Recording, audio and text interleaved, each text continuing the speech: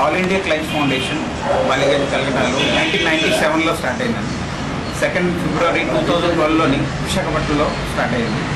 ఈ విశాఖపట్నంలోని ఈ యొక్క వెనకబడిన తరగతి వాళ్ళు గ్రామవాసులకి, వెనకబడిన స్త్రీలకి, వెనకబడిన గ్రామాలకి ముందు ముఖ్యమైన సమస్యలు ఏంటంటే ఇక్కడ మేము మా ద్వారా చేయాల్సిన సమస్యల్ని నీటి సమస్య, ఎడ్యుకేషనల్ అంటే వొకేషనల్ ట్రైనింగ్, हॉस्पिटल्स जिसके वास्ते हम लोग प्रॉफिट करके वो फंडिंग करते हैं और फिशरी जो फिशरी कम्युनिटीज का लोग हैं फिशरीज के लिए भी हम लोग काम करना चाहते हैं.